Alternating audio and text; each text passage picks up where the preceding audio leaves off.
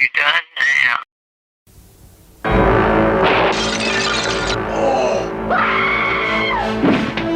Every person in this room has the perfect motive. Stand back! For murder. What do you mean? Murder. But only one of these suspects is the murderer. Is it the timid Mr. Green? Why are you screaming? Because I'm frightened of what? Screaming! Or the militant Colonel Mustard? If I was the killer, I would kill you next. Huh? Said half. Mrs. White, who helped her husband on his way? Well, it's a matter of life after death. Now that he's dead, I have a life. Miss Scarlet, who's helped many men along the way? Practice makes perfect. Professor Plum, who's looking for a way? I'm looking. Mrs. Peacock? I have absolutely no idea what we're doing here, but I am determined to enjoy myself. Or did the butler do it? No. Paramount Pictures invite you to an evening of mystery, Let us out! murder, This is getting quite serious. and madness. In the movie that makes a scene of the crime, So who did it? Clue. It's not just a game anymore.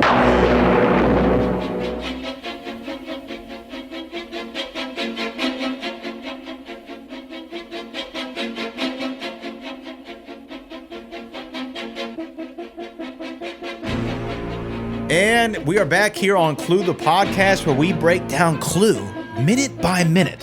And we're going to try to figure out this mystery once and for all. The ultimate whodunit. My name is Brad Gilmore, joined by Jeff Smith, documentarian and Clue historian. Look at that. Hey, that's me.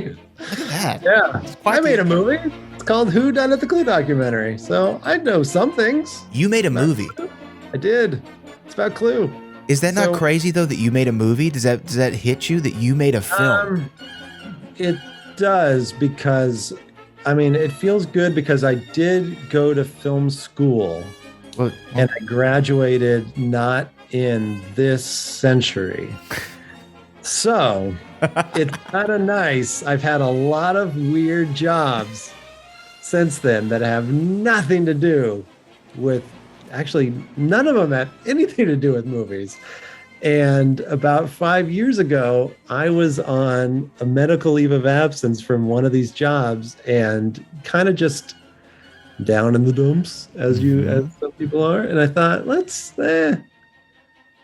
see what I've been watching these different documentaries that have been coming out. Like there's one about Back to the Future that's really good called Back in Time, which you've seen, obviously. And Jason Aaron directed. Yeah, one of the producers, Lee LaShawn, who I just talked to the other day because he called me at the beginning because I think a press release went out that I wrote it, so I know it went out, that I was going to start doing this documentary. And then through his Google, I think I obviously name dropped Back in Time because it was a great documentary. And he saw it and he reached out to me and he gave me a lot of great advice on how to start. And now that the movie's finished, I emailed him and said, can we talk about now? What do we do? By the way, how have you been the last 5 years? It'd be nice to chat with you. And we talked for like 45 minutes and he's a super cool dude. And he also was a producer on a Ghostbusters documentary called Ghost Heads. And he's a producer on one about Beetlejuice that's in production right now. So that's and also documentaries that have nothing to do with, movies, but good stuff. And so anyway, I'd been watching those and I thought Clue being one of my favorite movies. And I thought there's no way that a special edition is ever coming out of Clue. I've been tired of waiting and even just looking it up online, it's kind of hard to find more than just the same old stories about, there's 3 endings. Okay. Yeah, we know, we watched it. And so I thought, I'm just going to go on IMDb Pro and email people and see what they say. And fortunately, Jonathan Lynn, the director, who even now I just have recently talked to, I sent him a link to the movie and he was very nice. He watched it. He said he called it a lovely tribute. I want to do it in his accent. A lovely tribute to the film. And that meant everything. I was just thrilled that he watched it. But he was the first one, and I don't think I would have gotten all the other interviews if I didn't have the director and writer. John Landis came up with the story, but John Lynn really wrote the script and directed the movie. It was his first movie he ever directed.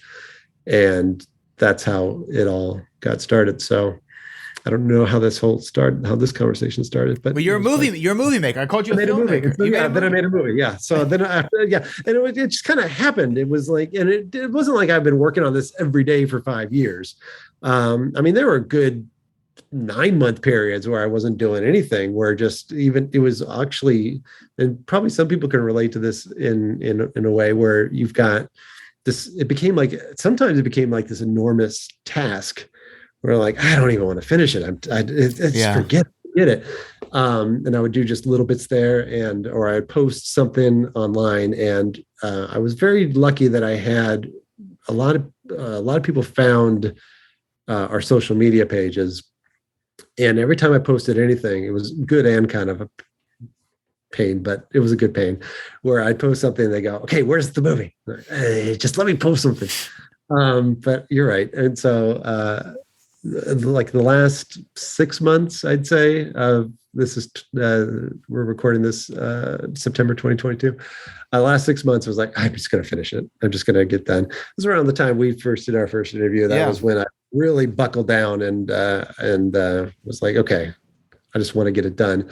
And as it got closer, it's a good thing that I think everybody should do. Is it's good just to have a checklist in life in general. I think even if it's, go vacuum out your car, it feels good to have your checklist and cross something off. And for me, it was the Clue documentary, which was a big vacuuming car, making a documentary. I mean, yeah, sometimes it's easier. Vacuuming the car is a pain. We have different levels of what we're looking to complete. That's right. We're talking about minute 2, though. Oh, go. Oh, yeah. Thank you. Sorry, that was a total. My checklist should be stick on topic. Yeah. Oh no.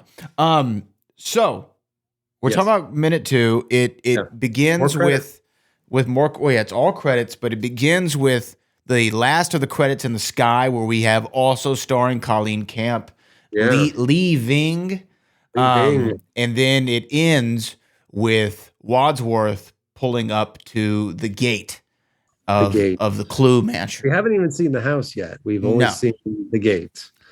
Right. So the gate is somewhere in Pasadena, in a residential area that anybody can drive up to, because I drove up to it, and it's in the documentary for like 2 seconds.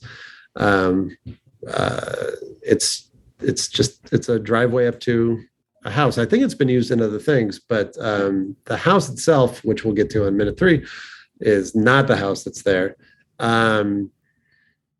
There were a lot of credits that went by of people that I actually did get to meet. Colleen Camp, who plays a vet, who we talked about in the last minute, who is hysterical. Lee Ving he is the lead singer of a punk band called Fear, which Saturday Night Live aficionados will know. They have been banned from Saturday Night Live. And why are they banned from Saturday Night Live again? They were banned because they were on a Halloween episode in the early 80s. It was not the Lorne Michaels years, but John Belushi was a big good friend with Lee Ving, and got them on the Halloween episode. And they ripped the place apart, and there was moshing and very bad language that should be on live TV. And that was it. So they became kind of infamous for that. They were also featured in a very good documentary called The Decline of Western Civilization, Volume 1, by Penelope Spheris, who directed the first Wayne's World. But she directed 3 of these movies. The second one is my favorite because I was a hair metal guy growing up. We mentioned Aerosmith in the last episode.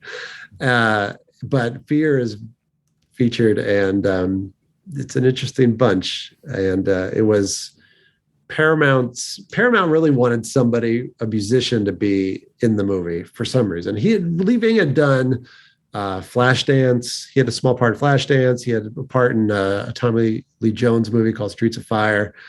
And then he was brought on they just wanted for him to play something in Clue. So he played Mr. Body. And was dead for most of the movie. Yeah. He wasn't around a whole hell of a lot. Played a good corpse, though. Hell of a corpse. I asked him. Yeah, that should be like on his resume. I asked him, how do you play a dead body? I don't think this is in the documentary, but I just asked him kind of off the cuff. He goes, well, they tell you where to lay down and you go to sleep. I have several questions. So, I know some people are probably out there being like, wait a minute, Lorne Michaels wasn't always in charge of SNL. No, he left for a period of time and returned. I think Dick Ebersol? Dick Ebersol, yeah. Was the during executive the Eddie Murphy years, and Joe Piscopo, and even Martin Short and Billy Crystal, and Harry Shearer. Robert Downey Jr. And Anthony Michael Hall. Yeah. Yeah, there was Joan Cusack. There were some weird years. Julia Louis-Dreyfus. I believe that's when Larry David was writing on the show as well. Yeah, probably. And then, then Lorne Michaels came back when that kind of all fell apart. That was a weird. The Eddie Murphy episodes are great, and you don't see a lot of clips of the Robert Downey Jr., Anthony Michael Hall. No. I think Robert Downey Jr. was named by Rolling Stone the worst SNL cast member ever. Now, I find that probably hard to believe. There were probably just some forgettable names that we've never even heard of that were cast members. Right. I mean, he's obviously a name that you know, so that makes it easy. But yeah, there's been lots of people that probably were here and gone. Yeah. And you didn't even realize they were on the show. But we're talking about Clue. Yeah. Leaving, though, is what I wanted to get back to. Leaving. Why? Always bring me back. Oh, look, I could go off the wall too. Somebody's got to bring it back to Clue. Leaving. Okay. Yes. Why is the name a pun? I don't understand. I understand the pun, but why? I don't know where he got the name. It's obviously not his name. I looked it up. It's in the documentary, and now I don't remember what it is. But it's not Leaving. I wish that I had asked him, but he was kind of an intimidating dude, but at the same time asked me to pick him up to take him to the interview. So like at first I was like, oh, he's going to be scary. And then he's like, hey, can you give me a ride? I don't have a car. And I'm like, that's kind of punk. Oh, that's perfect. And I think he was going to Uber for a little bit because we did the interview at a hotel. And then a buddy of his brought him, and then he sat in the back while we did his interview. But yeah, he was kind of kooky, but I mean, everybody is, but he's super nice, like really nice. I mean, and he really wanted to. That day we were going to interview Michael McKean right after him, same spot. Oh, wow. And he really wanted to stick around for Michael McKean to meet him, and I wasn't sure if that was cool. Mm-hmm. For Michael McKean, like surprise, Leaving's here. So we kind of hung around for a while, and then Michael McKean actually got into a car accident on his way to the interview. Oh, I don't know. No, if he did that because he knew Leaving was there. He just turned into traffic. Probably not, but he crashed his car, and I got a call from his person and said he's not coming. And I remember thinking, oh well, that's that for that. And then he rescheduled it, and it was fine. But yeah, that's my main memory is Leaving. Really wanted to stick around to say hi to Mike McKean. But he was super nice, and he does tell a story that is in the documentary where he's pretty sure Leslie Ann Warren was flirting with him when she first met him, just by acknowledging that he was in a band. And when I asked Leslie Ann Warren I actually interviewed her before Leaving, and when I asked her what her thoughts were, because I went through the whole cast and went, what did you think of them? What did you think of them?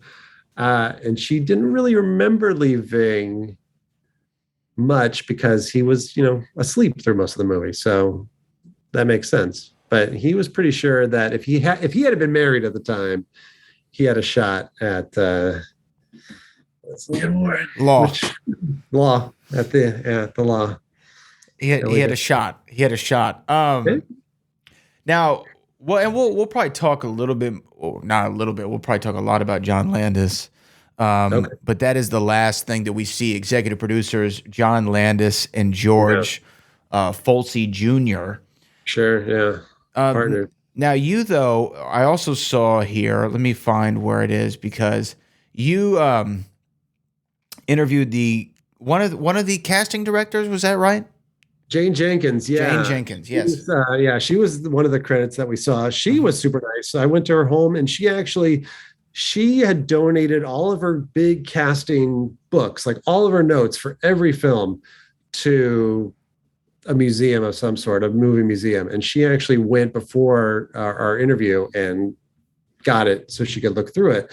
And Jane Jenkins does all the casting for Rob Reiner movies and Ron Howard movies. So she's done a tremendous stuff. And it was very interesting. Like, I could have sat with her all day, and she's in the documentary just for a little bit, just when we talk about who could have been in the movie.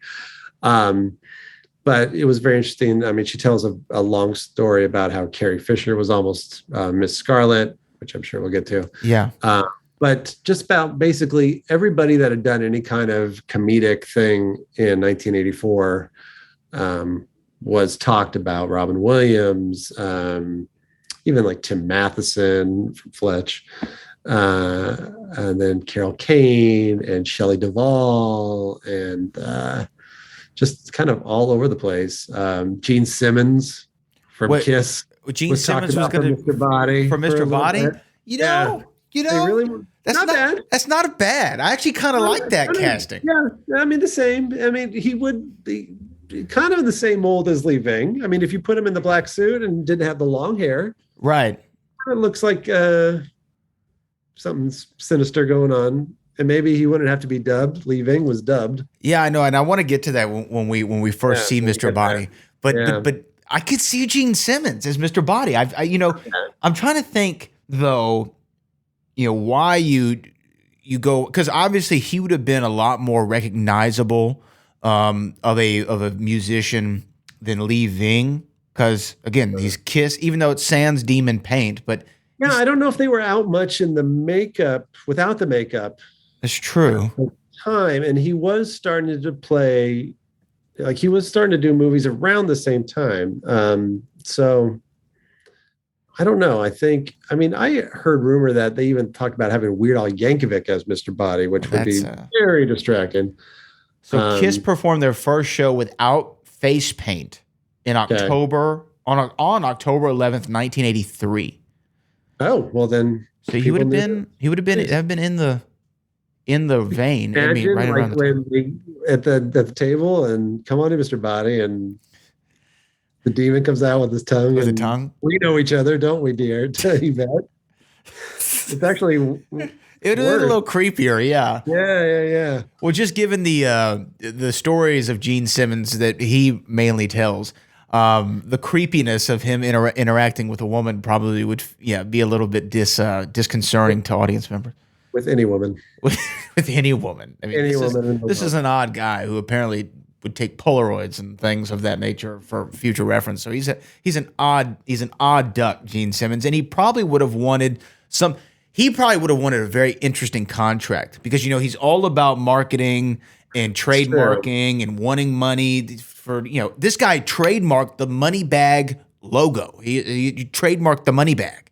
I didn't know you could do that, but he trademarked the money bag. The man loves himself some products, and there probably would have been, even though it wouldn't have been time period, he probably would have wanted some sort of Kiss reference in the script. Probably would have said, like, give us a kiss, or I'm going to rock and roll all night, or something. But let's picture Gene Simmons as Professor Plum. Totally tracks. And what's interesting, and we'll talk about each of these characters, but when I saw the stage play of Professor Plum of Clue, Professor Plum was different as far as the actor who portrayed him. Christopher Lloyd, phenomenal actor. I love him as Professor Plum. I wouldn't say he's a conventionally handsome individual, right? Like when you think of leading man, good looks, like you don't think Chris Lloyd. I'm not trying to knock him at all. He's a very interesting looking character. I'm sure he'll be okay with it. Yeah. I'm sure he'll be fine. He's had a great life, no matter what. Great Scott! He's had a great life. You're buddies with him, so he might. Might get back to him. It might get back to him, and Chris, my bad. But the guy who portrays Professor Plum in the stage play that I saw in Houston was a very, handsome older gentleman. Like he was a very suave, hair kind of slicked back, 3-piece suit, very coiffed and well together. I wonder if a Gene, I don't know, a Gene Simmons-esque, somebody who's a little bit more conventionally attractive would have been a better fit. I mean, what do you think? Yeah, what was the singing Telegram Girl doing with Christopher Lloyd? I know, a little bit out of his Ever. league. But she Yeah. was, not all there, right? Jane Wheedlin? Was she not all? The character was not all there because if she was one of his patients, Right. And then he just had an affair with her. oh well, quality individual, quality That's a- individual. I actually, I think we talked about this. He's the worst person in the movie, Yeah. He's the most irredeemable of them all. especially with 2022 goggles. Yeah, and we'll get to a few of his moments as we get to them. It's coming up. it's soon. In It's a few soon. minutes. One of the worst ones he does is coming up. It's coming right up.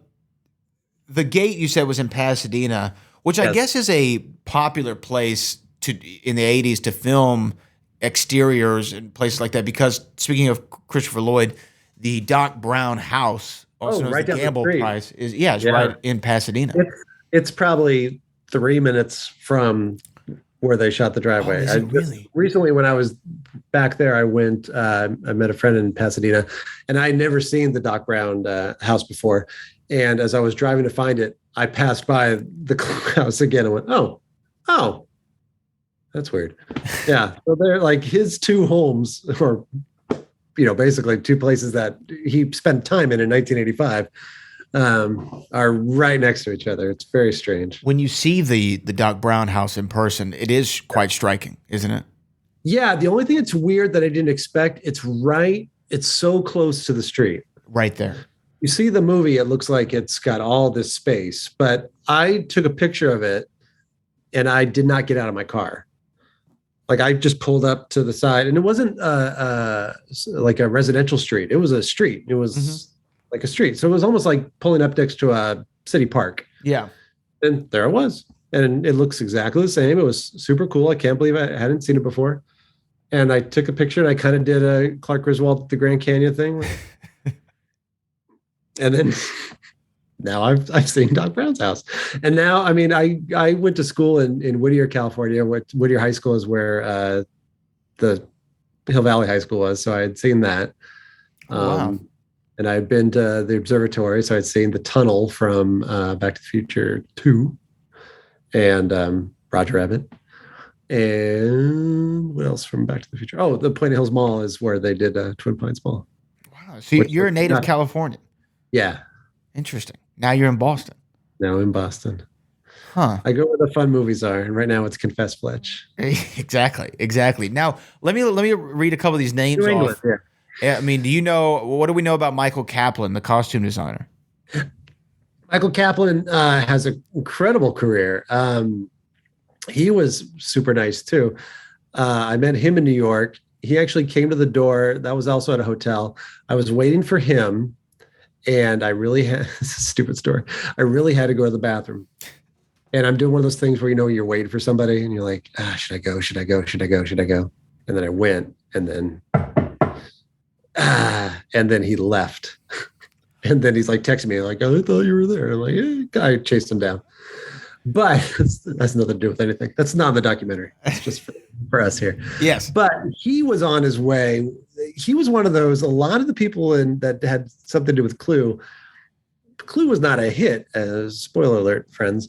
And everybody that did Clue basically went off and did something way bigger and way, more memorable to the world. And he was about to go off and do Last Jedi.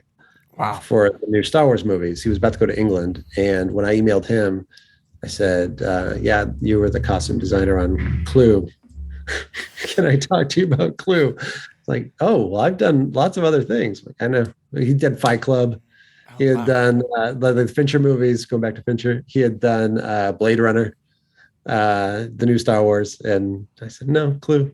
And so I think it was kind of a lot of the people that I got to interview. I think that was kind of charming in a way that no, we'll just stick to the movie that you kind of forgot about. And then the first 20 minutes of the interview that you don't see is me kind of jarring their memory of where they were in 1984 or whenever it was they filmed it, 1984, 1985.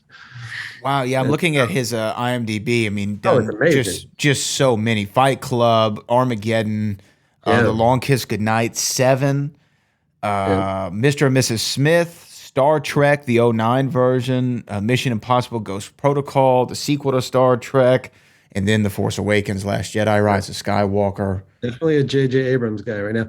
I mean, part of the thing that I talked about to him off camera that I thought was so cool about Star Wars, I said, so you design costumes that kids are dressing up like for Halloween. Isn't that cool? Awesome. Yeah. I'm like, no. That's cool. These kids are dressed up as Halloween and you made the costume. Like it's cool that they're in you made this costume. It's in a movie that's going to be around forever. Maybe not Last Jedi or Rise of Skywalker, but whatever. I like Rise. Did you? I'm not a big fan of Last Jedi, but I like Rise, yeah. Did you like? Well, I'll tell you this. This might actually cause the end of this podcast. I find the sequel trilogy to be the easiest watch of any of the Star Wars movies. And Jeff has left the podcast. He's left. He's gone. I'll tell you why. I know this is a clue pod, but I'll tell you why. They're much more. When I say watchable, they're easy watches. If the original trilogy, there's some slow moments. There's some slow moments to get through. A lot of dialogue, and especially in the prequels.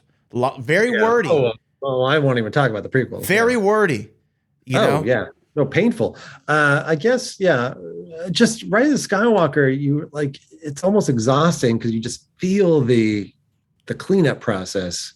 Yeah. Like it's painful. Like, oh, we got it. Now we're going to go over here and, oh, we found this device. And now we're over here and, oh, we met this person and Lando's here. Why? Meh.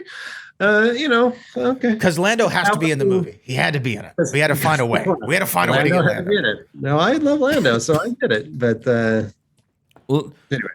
So Michael Kaplan was great. Michael Kaplan was great. And I want to talk more about Michael Kaplan as we see the characters. Oh, good. Yeah, because the costumes are not what you would expect for the characters based on their names. Yeah, especially some of them. Some of them, it's very like, wait, that is the exact opposite. That is not Scarlet. That is not Scarlet. Exactly. But you know what? I think that wraps us up for minute 2. Let's wrap minute 2 there, and we'll get to minute 3 on the next edition of We might get some dialogue in the next minute. We're getting close. We're going to have dogs growling, maybe. Yeah, and then the beginning of a very interesting joke. The first joke of the movie, and we'll talk about this as we break down the movie, but the tone of the movie or the comedy, the style of the comedy, it does change very frequently.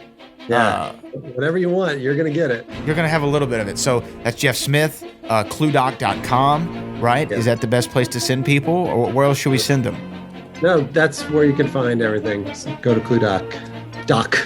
cluedoc.com. That's Jeff Smith. I'm Brad Gilmore. Clue Movie Podcast.